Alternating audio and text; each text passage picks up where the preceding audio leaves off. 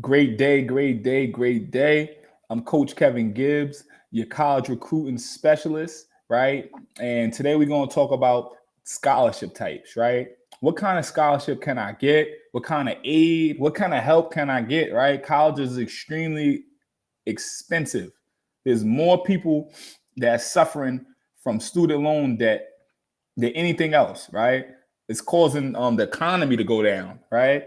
How terrible this system is, but there's billions of dollars that go unused every year, right? And so we're gonna try to help you discover some of these things, right? Also, if you click on the link below, you could download our manual, our workbook on the secrets of discovering free money for college, right? That's academic and athletic, right? But let's just go over an overview so that you could be more educated on what types of scholarships that you could get and how you could get them, right? And so here we go. What types of financial aid, right? Getting help with paying for college is without a doubt something everybody seeks.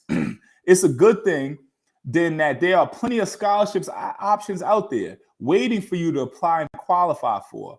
But make no mistake, it's a lot of work, and you better understand in great detail what entities you receive financial aid offers.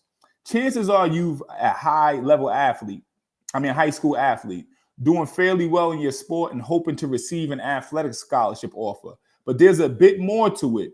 And most importantly, more scholarship types you may qualify for than just the skill level in your sport. Like I said, most people, unless you're a high level athlete, you're going to need a combination of academic and athletic in order to get a full ride, right? A full ride you could get fully paid for. A lot of big time Division One schools offer 13 full rides, but other small institutions, they don't offer full rides, right? But you could still get a full ride if you have the academics. So they're looking for a certain kind of player, right? They're looking for someone that is probably in-state, close to home, where you get in-state tuition, right? And then you can give them some academic and athletic money, right? So the more academic you handle your academics, is the better leverage that you got in negotiating the best scholarship offer for yourself, right? Federal aids and scholarships. Unless you are an international student wanting to study overseas, applying for a FAFSA, which is Federal Application of Financial Aid. FAFSA is Federal Application for Financial Student Aid, right? FAFSA is one of the steps in your recruiting process.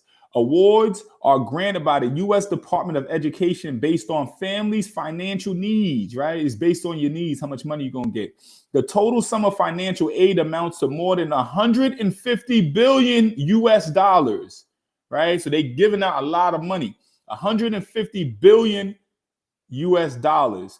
Note that all of the money comes in the form of grants. Grants for financial aid does not need to be repaid, right? A loan you have to repay. A grant you don't have to repay, right? So financial aid you don't have to repay. Student loans you have to repay. Private financial aid. There are a number of outside organizations that award scholarships to applicants. Awards can be offered due to your performance in high school, achievements in the professional world, or volunteering activities. It could also be that you qualify for such private external scholarships due to your family background and demographics. Usually such private funding come from companies, law firms, or foundations that start at 1,000 US dollars scholarships per academic year, right? You can get awarded a lot of, there's minority ones, there's things for all different kinds of things, right? One child, two child, there's all different types of scholarships out there, right? I mean, there's probably something for every situation. You just got to find them, right? And, you can even, so a lot of companies give out scholarships for certain educational purposes, right? So you definitely want to find those, right? And then you got institutional financial aid, right? Different institutions offer different things. I remember when I went to school, just for being a resident of North Carolina, I got additional money, right? So your state might have that. It just depends. That's a lot of research that you got to do depending on that school. So those are the different types of aid. Remember, grants don't have to be paid back, right? Those are the different types of financial aid. That's the federal grants and scholarships, the private, and the institutional, right? So now let's cover athletic scholarships. right? Because you're an athlete. Let's cover athletic scholarships, right? Every division doesn't offer athletic scholarship. Doesn't mean you can't go play a sport and become a student athlete. Just that every um, institution doesn't award athletic scholarships, right? Only the following divisions allow athletic the scholarship. So get your notes. Only only these, right? NCAA Division One, NCAA Division Two, NCAA Division Three, NAIA, NJCAA, Division One, Division Two, and Division Three, right? There are no athletic scholarship offered in NCAA Division Three or NJCAA Division Three, National Junior College Athletic Association, right? On top of the division, how much scholarship budget a coach may award depends on the specific sport, as there is a set maximum amount of scholarship money available to the team's head coaches. Depending on the sport, there's really important difference with athletic scholarships. Most sports are equivalency sports, with a sports counted as a head count sports. Equivalency sports means nothing less than coaches being allowed to split their budget to their needs as fit. Here's an example. A basketball coach, men's basketball coach in the NAIA school, has a maximum of 8 scholarships to split among his student athletes. The coach could decide to award 8 players with full scholarships, or he could award half scholarships to 16 players. Most likely, he will award these athletes who are most valuable to the team with a large portion of the scholarship cake, and the very weakest perhaps close to nothing. Headcount sport means what the number of athletes on the team receiving a scholarship is limited to the maximum number of scholarship budget, right? Like I said, in Division One, a lot of the big time Division One schools, they could offer 13 full rides, right? If they got room on the team for any other, for walk-on and stuff like that, that's a different case scenario. But like I said, a lot of institutions are looking, if you're a big name player, they could give you more money, right? But they have a budget. So, they got to divvy it up the way they got to divvy it up. And that's where, their recruiting comes very handy of how they can recruit, right? And so you want to put yourself in a position where you got the most leverage, right? And so academic scholarships, right? Many schools have set criteria that would need to be fulfilled by applicants in order to qualify for merit-based financial aid. The criteria are used as a mix of GPA, SAT and ACT, and other achievements. But for most of the schools, they like to keep the exact formula of how they assess applicants more as less a secret. They don't tell you how, they don't tell you, right? I mean, if you're a good athlete, they'll get you in there, right? Receiving academic financial aid may be harder than accomplished at highly selective schools, whereas it might be easier for other colleges. That's very important.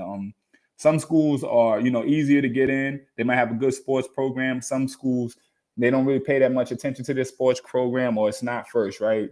All these schools are saying they want student athletes and stuff like that, but they definitely want athletic students. They don't care about the student athlete all the time, right? An ACT of 25 might put you just above the ACT mid-range of a university in the top 25 percentile of incoming freshmen, whereas you might find yourself at the very low end of another school. Considering you are going to a merit-based scholarship, you have to be among the better applicants to attract a more sizable portion of the academic scholarship budget, right? Like I told you, got to be able, the grades matter, like when they're giving you a scholarship, right? Because the more academically inclined you are, the more money you can receive. Often schools have a couple dozen of designated scholarships to award incoming students.